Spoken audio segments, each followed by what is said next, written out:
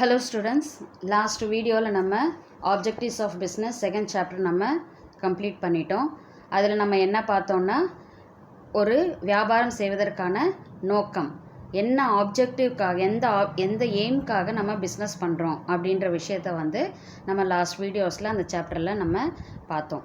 இப்போது நம்ம யூனிட் 1ல் last chapter classification of business activities அப்படின்றத பற்றி நம்ம பார்க்க போகிறோம். அதாவது டிஃப்ரெண்ட் டைப்ஸ் ஆஃப் பிஸ்னஸஸ் எல்லாம் இருக்குது. அது வந்து அதோட சைஸ் வேரி ஆகிருக்கலாம், சைஸ் வந்து டிஃப்ரெண்ட்டாக இருக்கலாம், இல்லை வந்து அவங்க செய்கிற பிஸ்னஸ் வந்து டிஃப்ரெண்ட்டாக இருக்கலாம். ஸோ எப்படியெல்லாம் வந்து அதை கிளாஸிஃபை பண்ணியிருக்காங்க, பிரிச்சிருக்காங்க, ஒரு பிஸ்னஸ் ஆக்டிவிட்டீஸை வந்து எப்படியெல்லாம் வந்து கிளாஸிஃபை பண்ணியிருக்காங்க அப்படின்ற விஷயத்தை தான் இன்றைக்கி நம்ம வீடியோவில் பார்க்க போகிறோம். ஸோ ஃபர்ஸ்ட் இன்ட்ரடக்ஷனில் என்ன சொல்லியிருக்காங்க அப்படின்னா, the manufacturers produces the goods for the consumers at the point of location. அதாவது மேனுஃபேக்சரர்ஸ் அப்படின்றவங்க யாருன்னா ஒரு பொருளை தயாரிக்கிறவங்க. அவங்க வந்து யாருக்காக தயாரிக்கிறாங்க? Producers the goods for the consumers.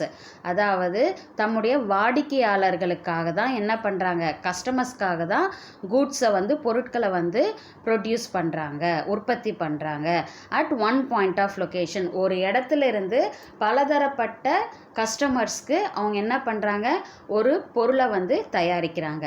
They distribute the goods to final consumer through intermediaries like wholesaler, retailers, distributors and the like. இப்போது ஒரு இடத்துல ஒரு பொருளை தயாரிக்கும் போது, மேனுஃபேக்சர் பண்ணும்போது, அது ஒரு கஸ்டமர் கிட்ட கொண்டு போய் சேர்க்கணுன்னா அதை வந்து சரியான விதத்தில் கரெக்டான வேலை என்ன பண்ணணும், டிஸ்ட்ரிபியூட் பண்ணணும். அதை வந்து ஒவ்வொருத்தர்கிட்டையும் கொண்டு போய் சேர்க்கணும். அதுக்கு ஒரு மேனுஃபேக்சர் வந்து ஸ்ட்ரெயிட்டாக கொண்டு போய் ஒரு கஸ்டமர்கிட்ட கொண்டு போய் சேர்க்க முடியாது. அது எந்த விதத்தில் வந்து அவங்க டிஸ்ட்ரிபியூட் பண்ணுவாங்க அப்படின்னா, இந்த இடத்துல வந்து இன்டர்மீடியரிஸ்ன்னு கொடுத்துருக்காங்க பாருங்கள். இந்த இன்டர்மீடியரிஸ் அப்படின்னா இடைநிலை தரகர்கள். ஓகே, இப்போ வந்து ஒரு பொருளை வந்து ப்ரொடக்ஷன் பண்ண இடத்துலேருந்து கஸ்டமர்ஸ் கிட்ட கொண்டு போய் சேர்க்குறவங்க யார் அப்படின்னு நம்ம பார்த்தோன்னா இன்டர்மீடியரிஸ். அது யாருன்னா ஹோல்சேலர். ஆல்ரெடி நம்ம பார்த்துருக்கோம். ஹோல்சேலர்னால் யார்? ஒரு உற்பத்தி செய்கிற, ஒரு மேனுஃபேக்சர் பண்ணுற பொருட்களை ப்ரொடியூஸ் பண்ணுற இடத்துலிருந்து மொத்தமாக வாங்கக்கூடியவங்க, பொருட்களை மொத்தமாக வாங்கிட்டு வருவாங்க, அவங்க தான் ஹோல்சேலர்ஸ். இவங்க ஒன் ஆஃப் த இடைநிலை தரகர்கள், இன்டர்மீடியரி. அடுத்தது ரீட்டெய்லர்ஸ். ரீட்டெய்லர்ஸ் அப்படின்னா இந்த ஹோல்சேலர்கிட்டேருந்து இவங்க வந்து அந்த பொருளை வந்து வாங்குவாங்க. அதுக்கப்புறம் டிஸ்ட்ரிபியூட்டர்ஸ், அதை வந்து மக்கள்கிட்ட விநியோகிப்பாங்க, மக்கள்கிட்ட கொண்டு போய் சேர்ப்பாங்க.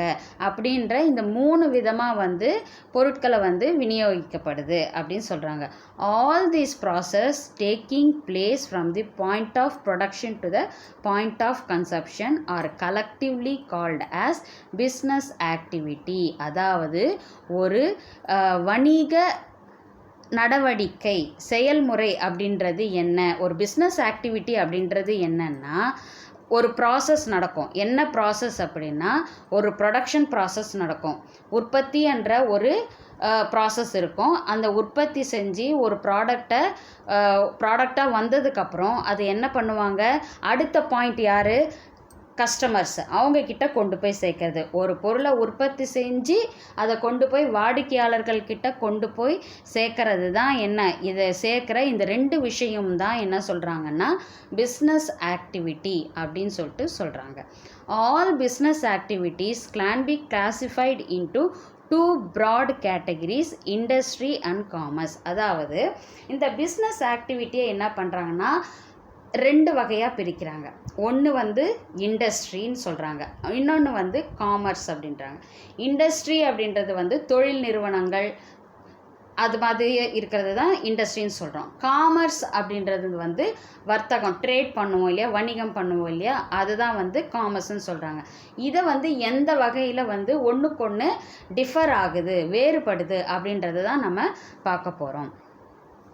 ஸோ நெக்ஸ்ட்டு வந்து பார்க்க போகிறது இண்டஸ்ட்ரி. ஸோ இண்டஸ்ட்ரின்னா உங்களுக்கு என்ன ஞாபகத்துக்கு வருது? இண்டஸ்ட்ரின்னா கம்பெனி, பொருட்களை உற்பத்தி செய்கிறவங்க, மேனுஃபேக்சரிங் கம்பெனி, கார் கம்பெனியாக இருக்கலாம், இல்லை ஒரு பைக் கம்பெனியாக இருக்கலாம், இல்லை வந்து ஒரு ஃபர்னிச்சர் கடையாக இருக்கலாம், what ever maybe the company. அதை தான் வந்து நம்ம என்ன சொல்கிறோன்னா இண்டஸ்ட்ரி, பொருட்களை உற்பத்தி செய்யும் இடம். சரிங்களா? So industry refers to economic activities. அதாவது இண்டஸ்ட்ரின்றது வந்து ஒரு எக்கனாமிக் ஆக்டிவிட்டி ரிலேட்டடானது. எக்கனாமிக் ஆக்டிவிட்டி என்ன? பொருளாதார செயல்முறை. எந்த இடத்துல பொருளாதார ரீதியான ஒரு அமைப்பு இருக்கோ அங்கே தான் வந்து என்ன நடக்கும்? பொருளாதாரம் அப்படின்ற ஒரு தேவை வரும்போது தொழில் என்ற ஒரு தேவை இருக்குது. நமக்கு ஒரு இன்கம், ஒரு பண வரவு வேணும் அப்படின்னா அங்கே வந்து ஏதாவது ஒரு தொழிலோ ஒரு வேலையோ நடக்கணும். ஸோ இண்டஸ்ட்ரி அப்படின்றது வந்து ஒரு எக்கனாமிக் ஆக்டிவிட்டி ரிலேட்டடானது. which are connected with conversion of resources into useful goods. அதாவது இது எதையும் இணைக்குது அப்படின்னா கன்வர்ஷன் ஆஃப் ரிசோர்ஸஸ். கன்வர்ஷன் அப்படின்னா என்ன சொல்கிறாங்க? கன்வர்ஷன் அப்படின்னா வந்து ரிசோர்ஸஸை வந்து எப்படி மாற்றுறாங்க? ரிசோர்ஸஸ் அப்படின்னா நம்மக்கிட்ட இருக்கிற வளங்கள். அதாவது வளங்கள்னால் இப்போ நம்ம சொல்கிறோம் இல்லையா, நம்மக்கிட்ட வந்து வாட்டர் ரிசோர்ஸஸ் இருக்குது, இல்லை லேண்ட் ரிசோர்ஸஸ் இருக்குது, நிலவளம், நீர்வளம், கனிம வளம் அப்படின்றத நீங்கள் தமிழில் படிச்சிருப்பீங்க. ஸோ அது மாதிரி லேண்ட் ரிசோர்ஸஸ், வாட்டர் ரிசோர்ஸஸ், அதே மாதிரி அந்த மாதிரி விஷயங்களை வந்து அவங்க என்ன பண்ணுறாங்கன்னா ஒரு யூஸ்ஃபுல் குட்டாக மாற்றுறாங்க. நேச்சுரலாக கிடைக்கிற ரிசோர்ஸஸை வந்து, இயற்கையாக கிடைக்கிற வளங்களை வந்து ஒரு யூஸ்ஃபுல்லான ஒரு பொருளாக மாற்றுறது. இது ரெண்டுத்தையும் கனெக்ட் பண்ணுறது தான் வந்து இண்டஸ்ட்ரி அப்படின்னு சொல்கிறாங்க. இப்போது ஒரு கம்பெனி நடக்குதுன்னு வச்சுக்கோங்க. அதுக்கு உற்பத்தி செய்யக்கூடிய பொருளுக்கு ஒரு மூலப்பொருள் வேணும். இப்போ வந்து ஒரு காட்டன், பருத்தி இது பண்ணுறாங்கன்னு வச்சுக்கோங்க. அப்போ வந்து என்ன பண்ணுவாங்க? அந்த பஞ்சு வந்து அந்த மரத்தில் இருந்து அந்த பஞ்சு வர அந்த காட்டனை அதை தனியாக பிரித்து அதை வந்து ஒரு ப்ராசஸ் பண்ணி தான் ஒரு காட்டனாவோ இல்லை காட்டன் துணியாவோ வந்து வருது. ஸோ நம்ம இயற்கையாக ஒரு மரத்தில் கிடைக்கிற ஒரு பஞ்சு மரம் நீங்கள் பார்த்துருப்பீங்கள, அந்த காயிலிருந்து தான் வந்து அந்த பஞ்சை பிரித்து எடுத்து அதை வந்து ஒரு துணியாவோ இல்லை வந்து நம்ம யூஸ் பண்ணுற அந்த காட்டன் பட்ஸுக்கெல்லாம் யூஸ் பண்ணுற அந்த காட்டனாவோ வந்து என்ன பண்ணுறாங்க? யூஸ்ஃபுல்லான ஒரு பொருளாக மாற்றுறாங்க. ஸோ இயற்கையாக கிடைக்கக்கூடிய ஒரு பொருளை வச்சு மனிதர்களுக்கு யூஸ் ஆகக்கூடிய ஒரு பொருளாக மாற்றுறது. இது ரெண்டுத்துக்கும் இருக்கிற கனெக்ஷன் தான் வந்து இண்டஸ்ட்ரி அப்படின்னு சொல்கிறாங்க. The production side of business activity is referred as industry. Okay, இப்போது இந்த இண்டஸ்ட்ரி அப்படின்றது வந்து எந்த மாதிரியான ஒரு வியாபாரத்தன்மையை கொடுக்குது அப்படின்னா ப்ரொடக்ஷன், உற்பத்தி அப்படின்ற ஒரு கான்செப்டை தான் வந்து இண்டஸ்ட்ரி வந்து செய்யுது. புரியுதுங்களா? இப்போது இண்டஸ்ட்ரி தொழில் நிறுவனங்கள் வந்து என்ன பண்ணுதுன்னா உற்பத்தி செய்யும், பொருட்களை உற்பத்தி செய்யும். அதோடைய முக்கிய வேலை, இண்டஸ்ட்ரியோட முக்கிய வேலையே பொருட்களை உற்பத்தி செய்வது. Generally the term industry is used for activities in which mechanical appliances and technical skills R involved.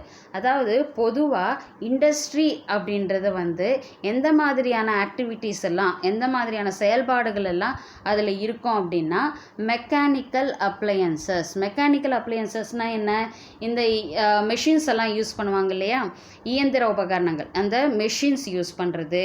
And technical ஸ்கில்ஸ்னால் உங்களுக்கே தெரியும், தொழில்நுட்பம், டெக்னாலஜி எவ்வளவோ இம்ப்ரூவைஸ் ஆகிருக்கு இன்றைக்கி காலகட்டத்தில். ஸோ அந்த டெக்னிக்கல் ஸ்கில்ஸையும் யூஸ் பண்ணுறது, இந்த இயந்திர உபகரணங்களை, மெஷின்ஸையும் அதே மாதிரி டெக்னிக்கல் ஸ்கில்ஸையும் யூஸ் பண்ணுறது தான் வந்து இண்டஸ்ட்ரி அப்படின்னு சொல்கிறாங்க.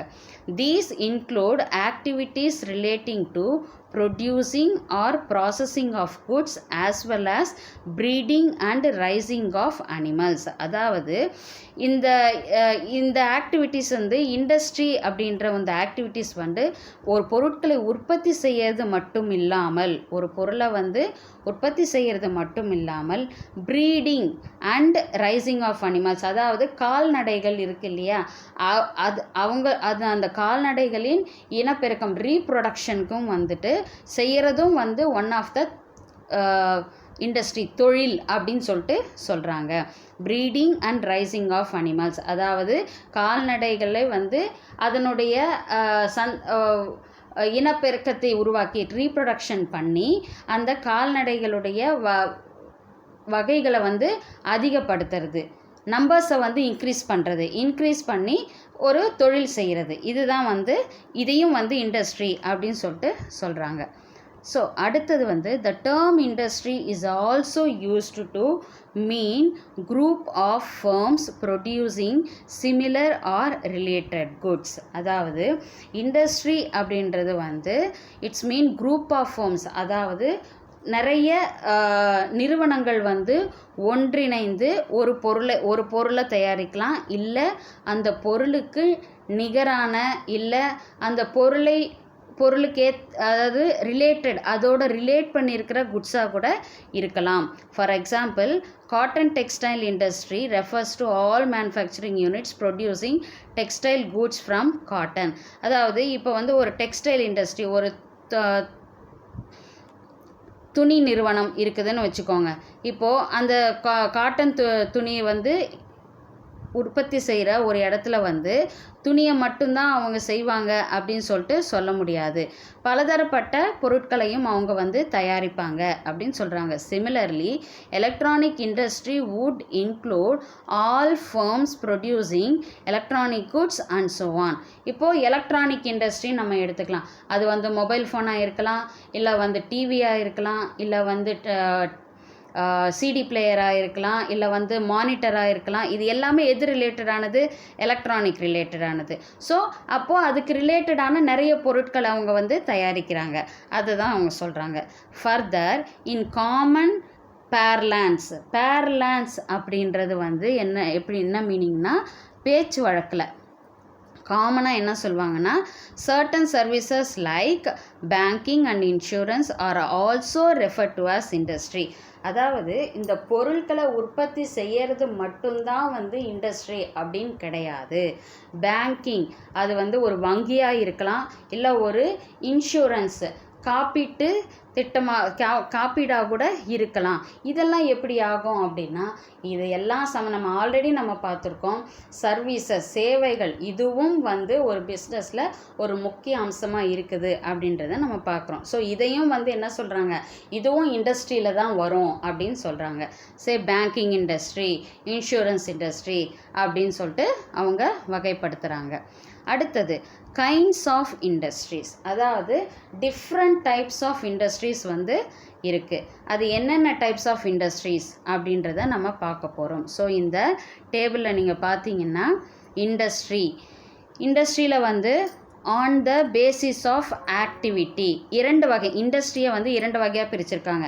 On the basis of activity, on the basis of size. On the basis of activity அப்படின்றது என்னன்னா, செயலின் அடிப்படையில் ஆக்ஷன் வேல எப்படி வந்து பிஸ்னஸ் பண்ணுறாங்க, அப்படி இண்டஸ்ட்ரி வந்து நடக்குது அப்படின்றது இது.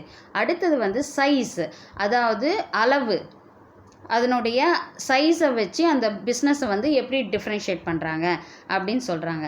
ஃபர்தராக வந்து ஆன் த பேசிஸ் ஆஃப் ஆக்டிவிட்டியை 3 டைப்பாக வந்து பிரிக்கிறாங்க. Primary, secondary, territory. அதாவது முதல் நிலை உற்பத்தி தொழில், இரண்டாம் நிலை உற்பத்தி தொழில், டெரிட்டரி அப்படின்றது வந்து மூன்றாம் நிலை உற்பத்தி தொழில் அப்படின்னு சொல்கிறாங்க. Primary, secondary and territory. அடுத்தது வந்து பார்த்திங்கன்னா, அதுக்கு கீழே ப்ரைமரியை வந்து 2 வகையாக பிரிச்சிருக்காங்க. அதாவது எக்ஸ்ட்ராக்ஷன் இண்டஸ்ட்ரி, ஜெனட்டிக் இண்டஸ்ட்ரி. அதாவது ஒரு பொருளிலிருந்து இன்னொரு பொருளை எக்ஸ்ட்ராக்ட் பண்ணுறது, உருவாக்குறது, உறிஞ்சி எடுத்து அதை வந்து வேற ஒரு பொருளாக உருவாக்குறது, அதுதான் வந்து எக்ஸ்ட்ராக்ஷன் இண்டஸ்ட்ரி. ஜெனட்டிக் இண்டஸ்ட்ரி அப்படின்றது வந்து இப்போ நம்ம இந்த கால்நடைகளை வளர்த்து அதோடைய நம்பர்ஸை வந்து இன்க்ரீஸ் பண்ணுறோம் இல்லையா, அதுதான் வந்து ஜெனட்டிக் இண்டஸ்ட்ரி. இப்போது அடுத்தது வந்து செகண்டரி இண்டஸ்ட்ரியும் 2 வகையாக பிரிச்சிருக்காங்க. Manufacturing, construction. மேனுஃபேக்சரிங்னா பொருளை தயாரிப்பது, கன்ஸ்ட்ரக்ஷன்ன்றது வந்து கட்டுமான தொழில், பில்டிங் எல்லாம் கட்டுறாங்க, பிரிட்ஜஸ் எல்லாம் கட்டுறாங்க இல்லைங்களா, அதுதான் கன்ஸ்ட்ரக்ஷன். அடுத்தது இதே மேனுஃபேக்சரிங்கை 3 டைப்ஸாக பிரிச்சிருக்காங்க. அனலைட்டிக்கல், சிந்தட்டிக்கல், ப்ராசஸிங் அப்படின்னு 3 வகையாக பிரிச்சிருக்காங்க. அனலைட்டிக்கல் அப்படின்றத வந்து தமிழ் என்ன சொல்லுவாங்கன்னா பகுத்தாய்வு உற்பத்தி தொழில். சிந்தட்டிக்கல் அப்படின்றது வந்து செயற்கை பொருள் உற்பத்தி. ப்ராசஸிங் அப்படின்றது வந்து தொடர்ந்து ஒரு ஒரு ஒரு முறையை வந்து பின்பற்றிக்கிட்டே வந்து செய்கிறது தான் வந்து ப்ராசஸிங் அப்படின்னு சொல்லிட்டு சொல்கிறாங்க. அடுத்தது இதில் நம்ம பார்த்தோம்னா on the basis of size, அளவின் அடிப்படையில் எப்படி வந்து டிஃப்ரெண்ட் கைண்ட்ஸ் ஆஃப் பிஸ்னஸ் பண்ணுறாங்க அப்படின்னா micro, small, medium, large. Micro அப்படின்னா குறுந்தொழில், ஸ்மால்னா சிறு தொழில். மைக்ரோன்றது குறுந்தொழில், ஸ்மால்னா சிறு தொழில், மீடியம் அப்படின்னா நடுத்தர தொழில், லார்ஜ்னா பெரிய லெவல் தொழில். இதை தான் வந்து இண்டஸ்ட்ரியை 2 வகையாக வந்து பிரிச்சிருக்காங்க. ஸோ இப்போ வந்து நம்ம எது பார்த்தோம்? இன்ட்ரடக்ஷன் ஆஃப் இண்டஸ்ட்ரி பார்த்தோம். அதுக்கப்புறம் அந்த கைண்ட்ஸ் ஆஃப் இண்டஸ்ட்ரியை வந்து 2 வகையாக பிரிச்சிருக்காங்க அப்படின்றத நம்ம பார்த்தோம். ஸோ நெக்ஸ்ட்டு வந்து on the basis of activity, first point இருக்கு இல்லைங்களா, இண்டஸ்ட்ரி 2 வகையாக பிரித்ததில் on the basis of activity அப்படின்றத நம்ம வந்து நெக்ஸ்ட் வீடியோவில் டீட்டெயிலாக பார்ப்போம். தேங்க்யூ.